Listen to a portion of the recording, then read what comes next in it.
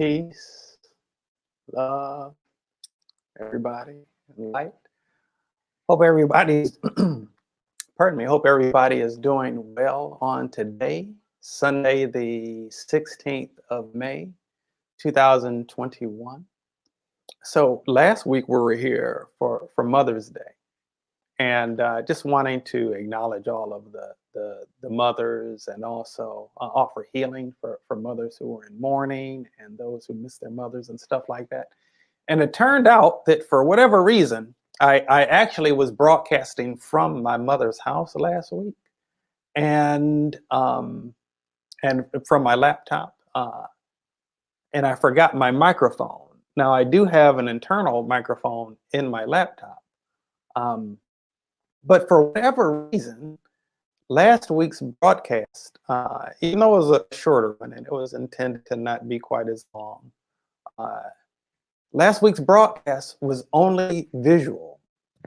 I got reports that nobody could actually hear me, um, which I thought was really kind of strange. But what was also interesting was I received several messages from people that said even though that they couldn't hear the words that were coming out of my mouth at the time, because for whatever reason we didn't have audio last week, there were some people that said that they could still feel the spirit that was flowing in the delivery and in the exchange, and I'm very thankful for that. This work that we do, yeah, they're words that I'm saying and everything, but really the power of what's happening, especially when it comes to the healing, it doesn't really have anything to do with the words that are coming out of my mouth. I'm hearing Chris Tucker's voice. Do you hear the words that are coming out of my mouth?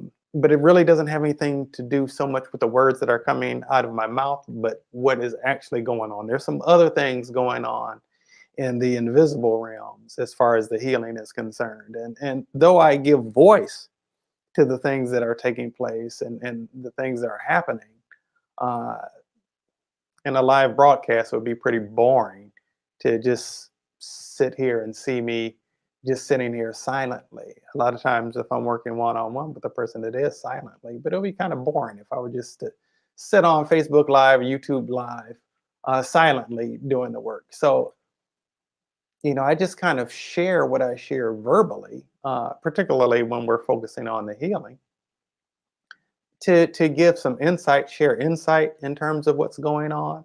Oh, I see that somebody's logged in. It looks like they're logged in for perhaps from the Transcending the Matrix group. I can't see who it is. It just shows up as Facebook user. Uh, Facebook user, whoever you are, I'm sending love back to you as well. I'm receiving the love, first of all. Um, and I'm sending love back as well. There's a beautiful thing that happens. One of the things that we experience here on planet Earth is the struggle and the battle for energy and power. There's a lot of struggle for that going on in Israel right now, struggling for power, fighting for power. And in relationships, you know, people get in an argument and forget to realize that it's not the other person that I'm fighting against. It's this other person and I need to be fighting against this problem that we together are facing, whatever that might be in a situation. And so a lot of times there's this power struggle. We're fighting for energy. We're competing against one another for energy in one way or another. And if we're both sending love, we're both receiving love, then it's this positive feedback loop that's created. And it's like an infinity of love that's created. You're being fed and I'm being fed. That's a beautiful thing whenever that can happen. Uh, the problem is that so often people are afraid of sharing their energy in whatever form that might manifest in terms of vulnerability, in terms of love, in terms of compassion, in terms of all sorts of things. And so a lot of times we get a little scared about sharing our energy. And we get this idea that, oh, maybe this person is just going to take my energy and not share anything in return, or maybe this person is going to take my energy and use it against me, or if I uh, if I share my energy, then I'll end up being depleted. All those things are really based in a consciousness of lack, also rooted in fear-based consciousness. I talk about a lot in this world in which we live. There are some dynamics that are going on in this third dimensional experience of what we call reality. Okay. Which in reality is actually the dream.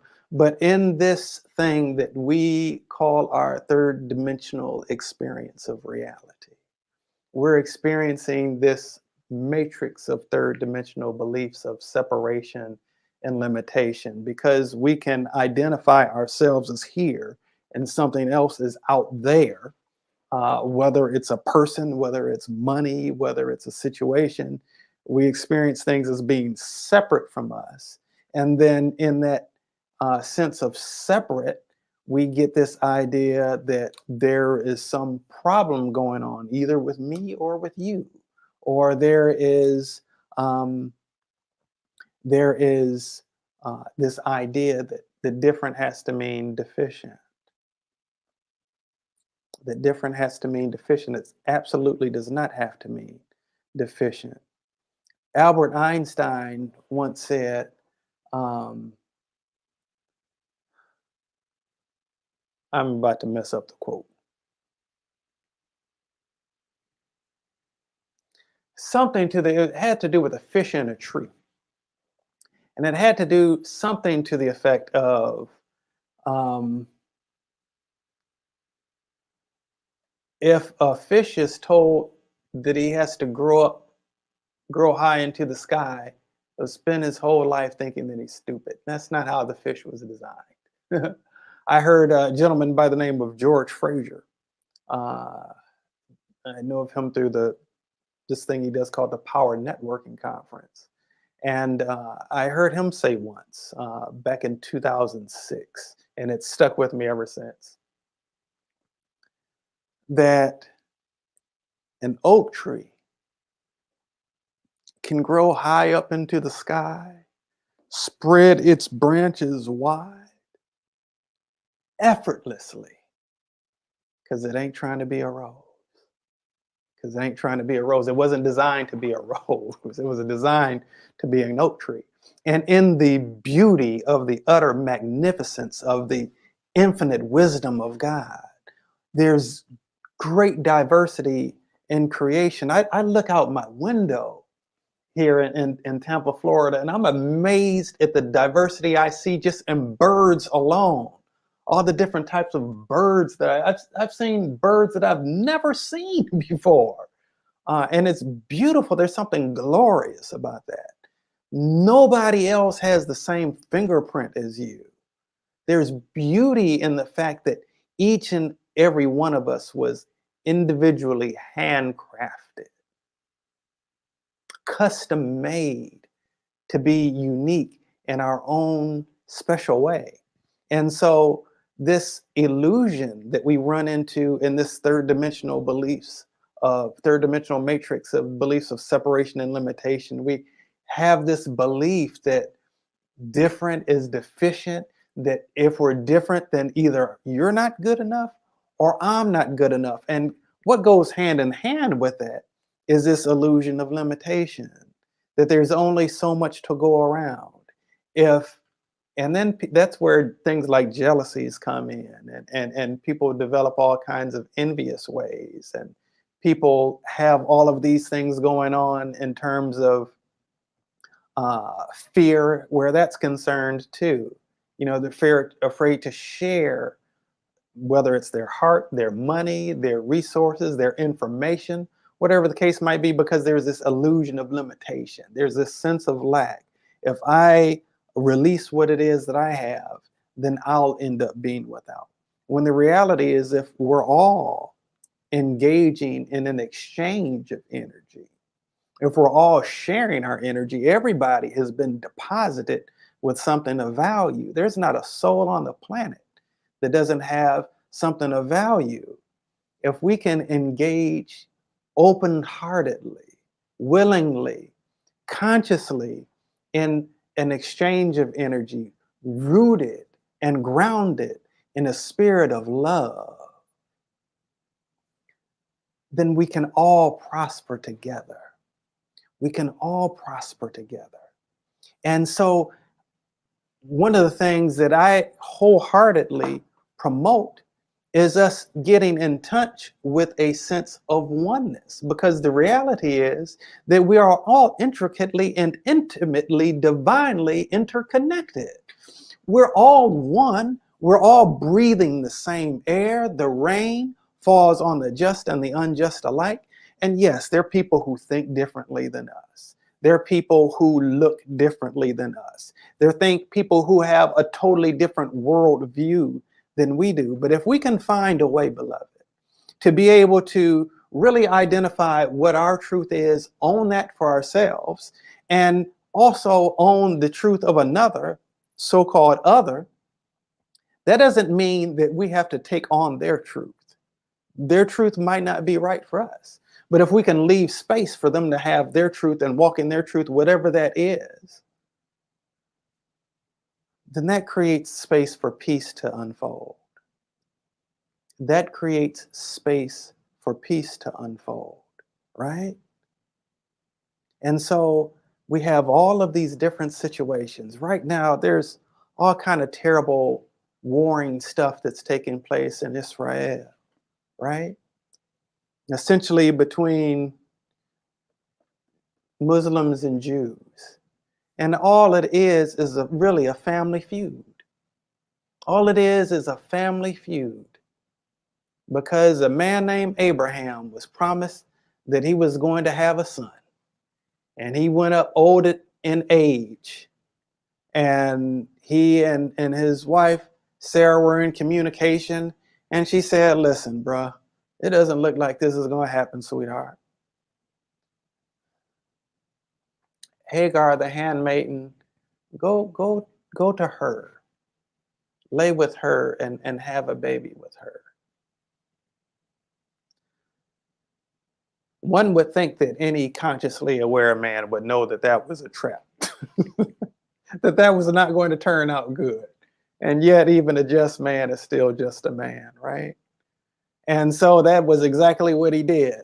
And the situation didn't turn out so well. Abraham had a child, a son with Hagar. His name was Ishmael. And Sarah, his wife, was not happy about that situation. And her position was basically, listen, man, this is not working for me. I know that I told you to do that, but you shouldn't have listened to me. You should have known better. Somebody's going to have to go. Either this woman and her child, I don't care that it's yours, are going to have to go, or I'm going to have to, or I'm leaving. And so he made his choice, and he sent Hagar and Ishmael away, right? And then Isaac ended up eventually being born to Abraham and Sarah when they were both up in years. But that experience of being set aside, pushed away, forgotten about, dismissed, okay? How many of us experience that sort of thing? In terms of the breakdown of the family, how many people are feeling like they're pushed off to the side and forgotten about? That creates issues, folks. It definitely creates issues. It creates feelings of anger. It creates feelings of animosity. It creates feelings within one's soul of unworthiness, of love, and that creates anger and hostility and maybe a sense of vengefulness. And so then there are these two factions. I'm the chosen one, and over here, I'm the one that's forgotten about. And the truth is that God loves us all. and there's room for love for everybody, right? Now that's difficult for the human ego to deal with. That's the part of us, that ego, that's that part of us that's trying to edge God out of a situation. That's that part of us that wants to take things into our own hands and do things the way that we think needs to be done. Don't think for one moment, because I'm saying this, that I've mastered the thing, because I'm not. There's some things that I've tried to work out in my own strength and my understanding. And guess what? The stuff doesn't work out too well. It just doesn't work out too well. And so we get in situations. See, that was that lack consciousness that they were dealing with in that situation, the illusion of limitation. There's nothing that is impossible for God. All things are possible with God. I've seen some miracles happen that are beautiful and profound. Now, this stuff happened after Abraham had actually come in contact with Melchizedek. Melchizedek, is a bad dude. In the book of Hebrews, when the writer is trying to get you to understand how awesome and how powerful Jesus, how awesome and how powerful Yeshua was, they put it in context of Melchizedek.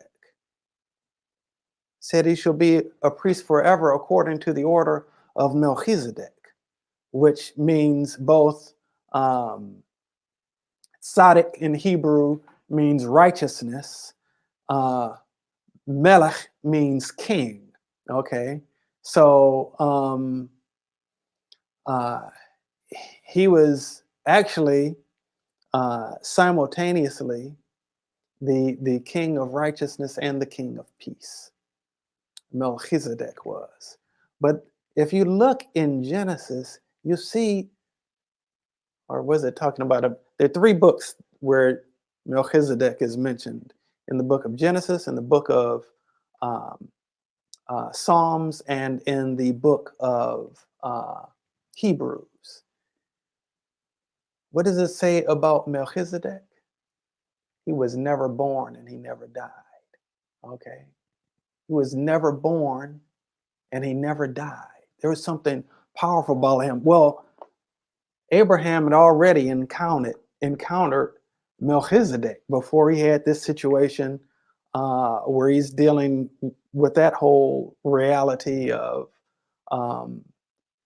sleeping with a handmaiden, and then this feud develops, a feud that's still going on now in 2021, because people are feeling hurt, broken, dismissed, abandoned, forgotten about, made to feel as if they don't matter.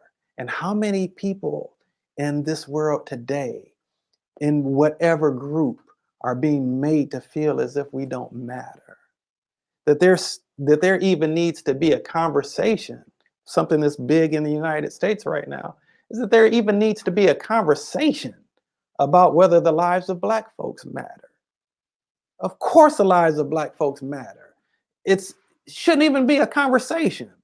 If a soul is living, do you know how difficult it is for a human to even be born? To even be born. There are some 200 to 400 million sperm cells that are released in a single ejaculation.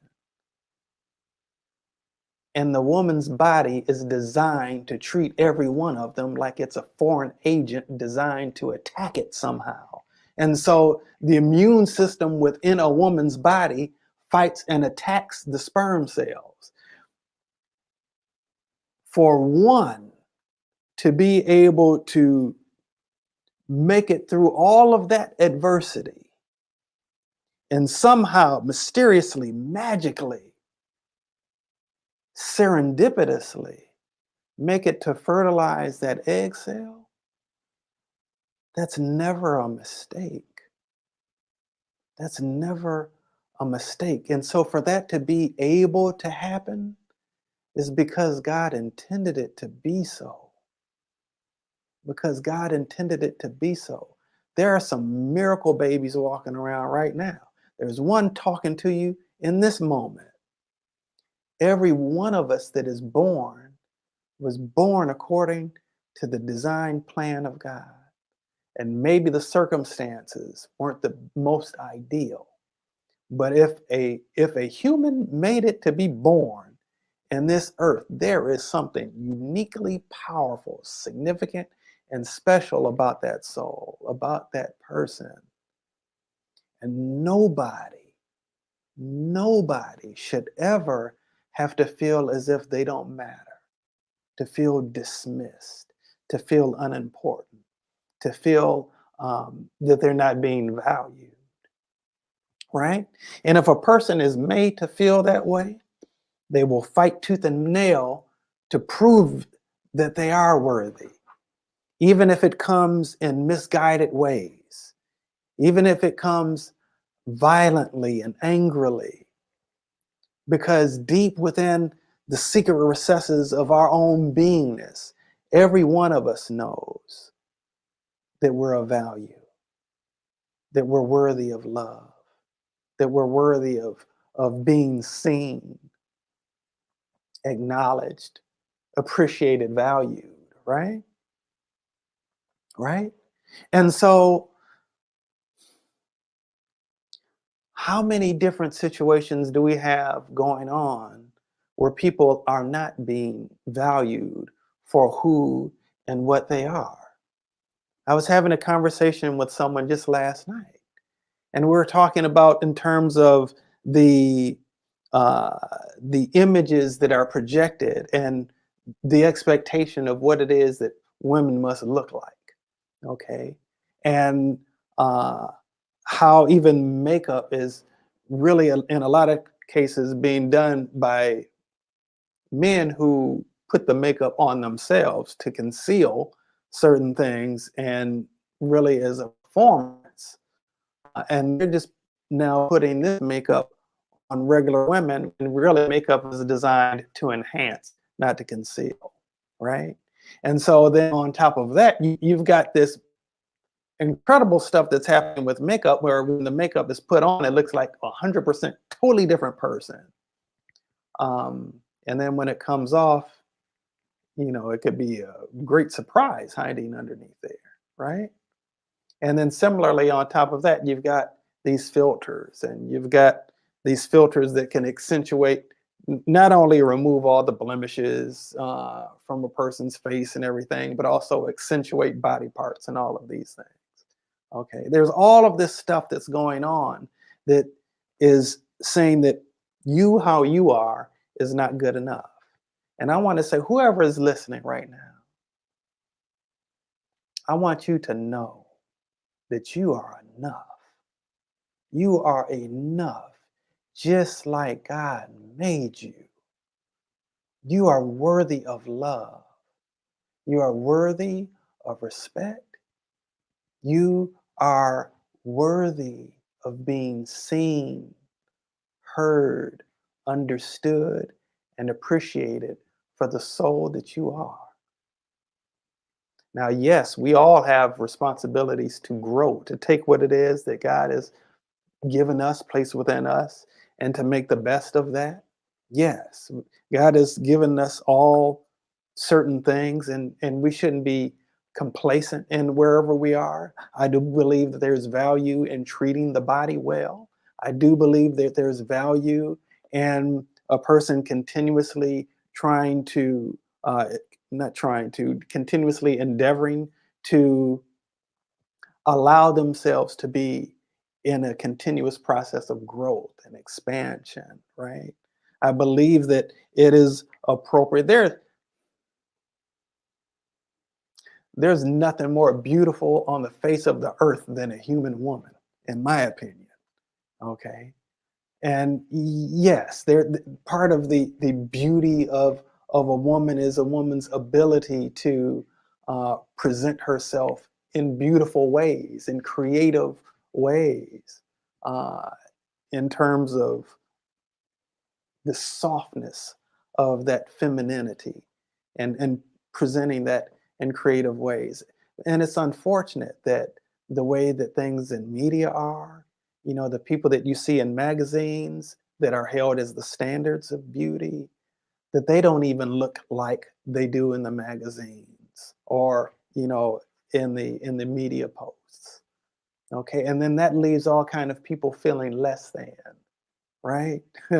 Feeling like they're too skinny or they're too fat or their lips are too plump or their lips aren't plump enough or their skin is too light or their skin isn't uh, isn't light enough. Okay, or whatever the case might be. Whatever the case might be, you know, all of us, whether you're a man, a woman, a boy, or a girl, I encourage you to meditate on who it is that you are in God, who it is that God made you to be. All right. And embrace that. And then there's this fine line between walking in the truth and the confidence and the authority of who you are and stepping into a sense of entitlement, because that's really still a cover for a level of insecurity. Arrogance is still a cover for a level of insecurity. True confidence also has with it a degree of humility. And I'm not talking about false humility, okay? But recognizing that in the wonder and splendor which I am, it isn't even all about me. I'm graced to be the way that I am because that's how God made me. And we can't really take any credit for it. We can't take really any credit for it, right? And I think, and I mean that in a very true sense, in a very true sense, you know. And I'm not saying that I've always been here. There have been some times where I've had some false pride about some things that I wasn't willing to humble myself, and I was trying to do things on my own instead of recognizing my reliance and dependence upon God. There have been some times where I've had some false humility. Uh, it's just the reality of what it is. We're all growing. We're all on our journey, and it's a matter of finding that sweet spot, right? That sacred space where we are able to walk confidently, strongly, affirmatively in who it is that we are and who it is that we were designed to be, and allow nobody to knock us off our center from that. Okay. There was something that Dr. King said that I love, that a man can only ride your back if you allow it to be bent. And so, yeah, there are situations where people might come up against us. There are situations where circumstances might come up against us. And the more we can stand affirmatively in the truth of who we are, and we don't need to diminish somebody else to do that. Check that. We don't need to diminish somebody else in order for us to stand boldly, affirmatively, graciously in the truth of who we are. We don't. You know, something I was thinking about today, I know that there have been times and situations where people saw something in me that for whatever reason rubbed them the wrong way, that they didn't like. And there have been some situations where some people have, in one way or another, tried to, I'll say, attack me. Okay. Tried to do harm to me.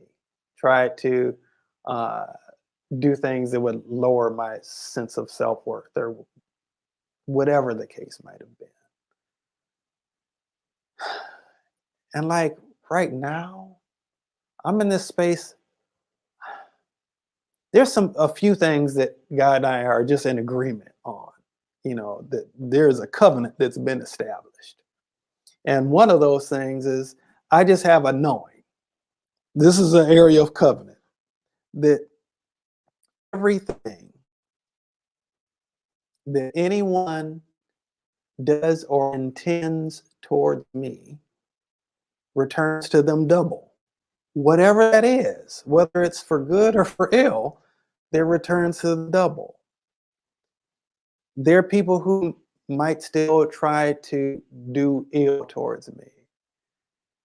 I can't say that I've always been in this place, but I genuinely have compassion for those who are trying to do me ill now at this juncture.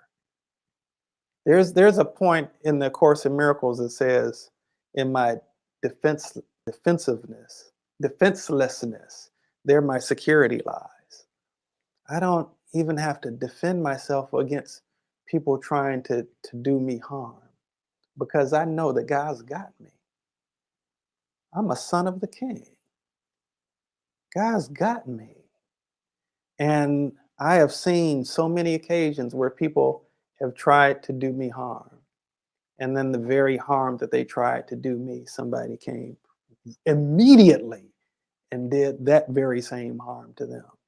And then I was aware of that, and then also aware that they didn't even recognize the root of it, that they weren't able to draw the connection, but I was able to see the connection. And God still protected me. And I don't want anybody to have to suffer. I don't want anybody to have to suffer. And, sometimes folk want to see people get their payback. And usually when you want to see somebody get the payback, you don't end up seeing them get the payback. That's something that's powerful. Proverbs 4:23 is guard your heart with all diligence, for out of it flow all of the issues of your life. Everything that flows in your life is a function of what you're carrying in your heart.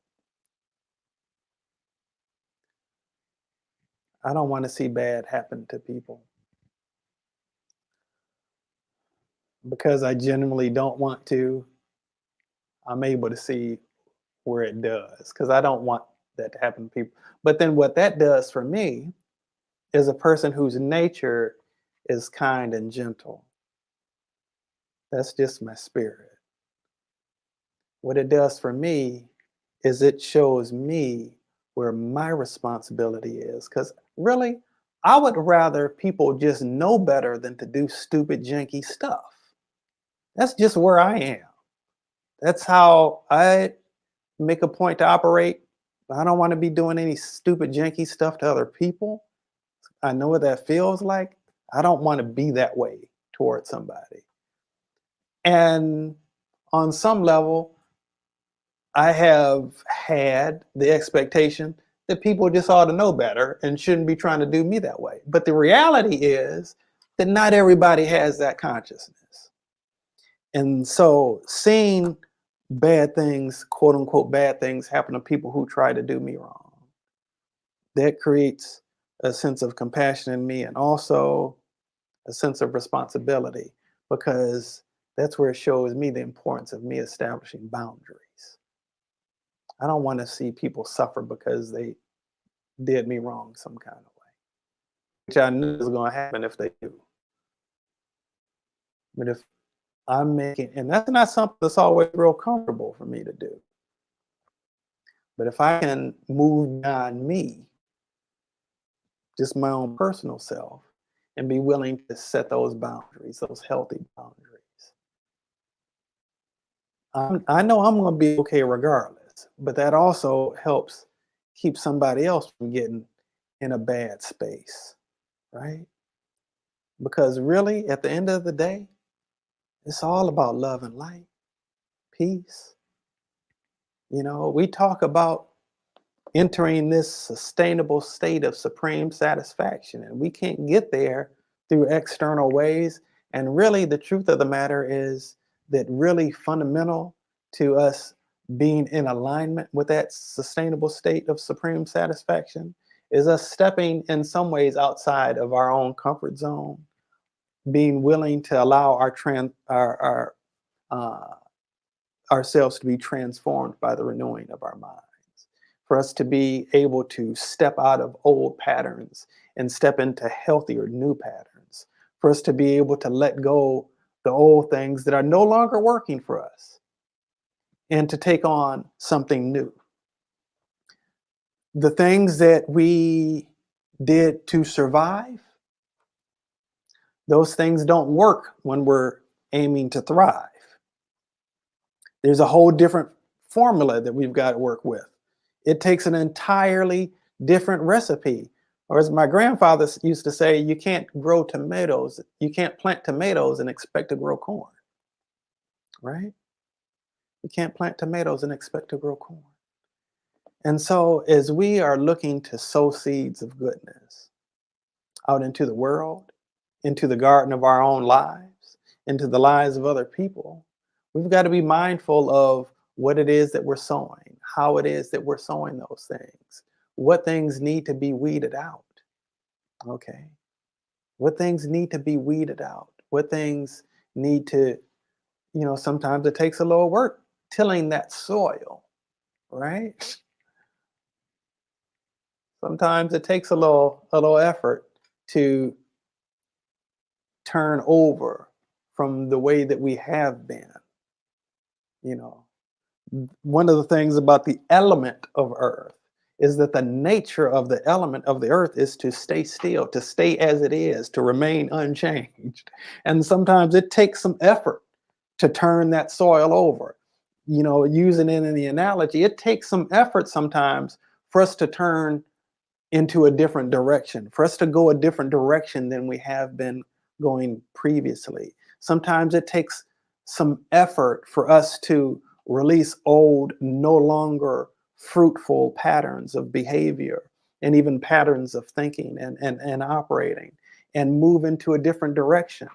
In terms of on a psychological level, there are neural pathways in our brain, which are like roads in our brain through which thoughts and electric frequencies travel, okay, over these neural pathways in our brain. And the more we are engaged in certain habitual things, the more deeply entrenched, the more deeply ingrained those neural pathways become, okay? And there's certain nerve receptors that create a sense of binding that makes it easy for us to very easily stay in a certain mode.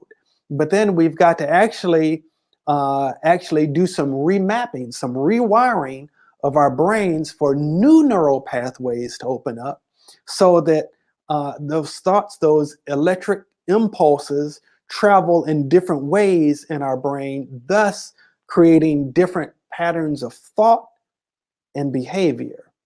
Okay, I could have said feelings with that too, but really ultimately feelings are connected with thoughts. I'm not going to go too deep into breaking that down right now. There's sponsoring thoughts that result in certain emotional states. Okay, and those things actually significantly impact our outward behaviors, even though many, many, many of our outward behaviors are subconsciously rooted and motivated from. Okay. I feel myself getting ready to start preaching. I wasn't really planning on going there. I want to check in with you all. How are you all doing? Jennifer, blessings to you too, my sister. Shirley Price Lawson, yes, God has definitely got you. God's got us all. We're all covered. We're all protected. And the more we know that, the better. The reality is, I was talking earlier about this matrix of separation and limitation. The biggest place where that is rooted is this sense of being separated from the divine, the sense of being separated from God. Hey, Melanie Ivy, good to see you. I was thinking about you earlier this morning, actually. And Jennifer, I was talking about you the other day. Nothing bad or anything, though. So the place where that sense of separation really starts is feeling separated from God. Because before all of us came here into these earth bodies, put on this mortal coil called a physical body, before our bodies were fashioned in our mother's womb, where were we before then? Where were we before then? We were with God before then. That's why a funeral is also called a homegoing, because you're going back home. The home is the place where you're originated from, right? We're just going back home to where we came from, right? So we were connected, consciously connected with God. And then we came into this physical state of existence. And then in that, we feel this separation from God, this disconnect from God, right? And that's why we're seeking atonement or at-one-ment, to return back to the experience of being one with God. And the reality is that we still are. Somehow we just don't allow ourselves to know that, because there's new experiences that we're taking on here that feel very different than it did at home, right? Feel very different than it did at home.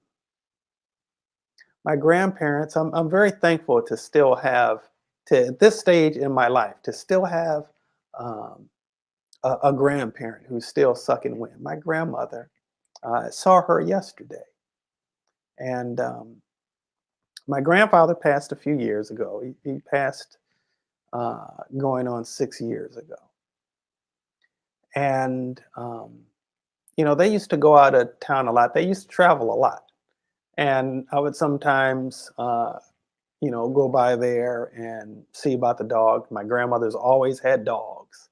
Um, I would go there and see about the dogs, water the plants, collect the mail, stuff like that. Um, and a lot of times I'd take them to the airport and pick them up from the airport as well.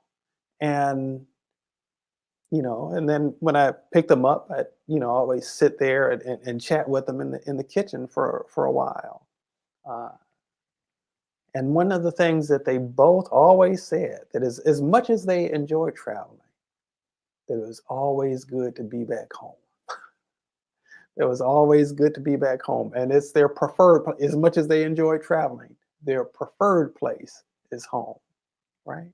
And so it is with us. Even though none of us is in a hurry to lay down this earth suit, you know, there's a certain aspect of us missing home, feeling homesick,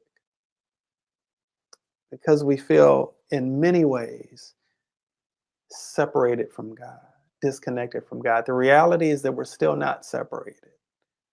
The reality is that God is closer than breathing and nearer than hands and feet. Okay? That is the reality, but it's hard sometimes in the context of feeling all of this visceral stuff. It's sometimes difficult to be able to tap into that, to be able to pick up on that, and to be able to really truly feel that. When you've got all of these things going on in the news and you're hearing the neighbors making noise, and you're engaged in the rat race of trying to make money and pay bills and do all of this stuff and see what's going on social media, and all of these different current affairs and everything, tending to just the daily process of living life. It's easy, very easy to just be continuously distracted from what the greater reality actually is. In the greater reality, we are never separate from God. But that takes some time to tune all that other stuff out, to take some time to turn within, to woosah, tap in on the inside, feel the presence of God on the inside, consciously determine to see the face of God in the people that we encounter. That includes the person that cuts you off in traffic. That includes the person who has a different belief system than you. That includes the person who seemed like they woke up in the morning planning and plotting to how they can make your life miserable. I'm not saying this stuff like it's easy, beloved, but I do know what I'm talking about. And I see the fruit of it in my life. Okay. You're able to do that. You feel God's presence much more. And the more we feel the presence of God, the more we're able to activate the power of God, right? The more we're able to feel the presence of God, the more we're able to activate the power of God in the living out of our lives and the expressive experience of us living, okay? And it gives us power in our own lives, and it gives us power really in the lives of other people too. And power, by the way, is not ever something to have over somebody. That's not power. That's what our illusion of power often is, based on that illusion of separation and limitation. One, that power is limited, and two, that we're separate from each other, so we have to compete for it. Okay. The reality is that real, all authentic power comes from within. Okay. Comes from within, comes from the Spirit of God active and alive in us. Okay. And so there's a power in the ability to look at somebody who's trying to do wrong, look at somebody who appears to be filled with darkness, and to be able to somehow see beyond that illusion and see them as light, see the light in them. And it may only exist in potential in that moment until you can really see it. And you may find that even in the getting to the point where you're really authentically seeing it, that the darkness automatically disappears, because darkness automatically hides from the light. It disappears in its very presence. And so the darkness doesn't need to be cursed at. The darkness doesn't need to be yelled at. The darkness doesn't need to have a lot of other darkness projected back to it. The darkness just needs to be infused with a light. Because I really do truly believe that a significant part of the purpose of human life is to descend into the presence of darkness and infuse into it the awareness of the presence of God's light. And so that is what we're here to do. That's what our lives are all about. While we're here working out our own salvation, if you will, that's the journey. That's a significant part of the journey. To see, in the book of Genesis, it talks about Adam and Eve and eating of this fruit of the tree of the knowledge of good and evil. It didn't say anything about an apple, by the way. Fruit of the tree of the knowledge of good and evil. We somehow bit into this false idea that somehow God messed up somewhere along the way. We don't even own that, but that's the reality of it. Or that somehow God set us up. That's not true either. The reality is that we have bitten into this idea that there's something wrong here, that there's something bad here. And the more we can look through the eyes of love and really bring the light of awareness into our own consciousness, what we see is a reflection of our own consciousness. What we see isn't just what is. What we see is a reflection of what is within us, right?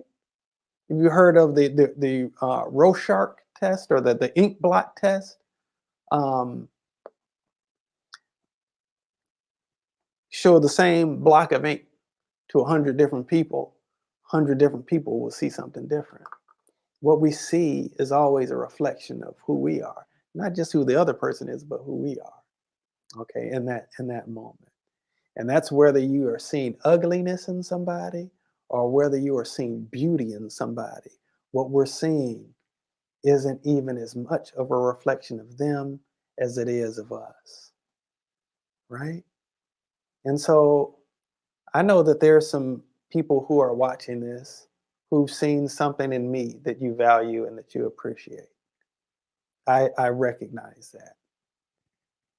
And what I want you to understand is that you're only able to see that in me because it exists in you. And I hope that you will never by any means elevate me above yourself in terms of my ability, in terms of my wisdom or insight or spiritual gifts or any of that. The same thing that exists within me exists within you. And that's the truth. That is the truth. And I understand it. I get it. I've been there before with other people.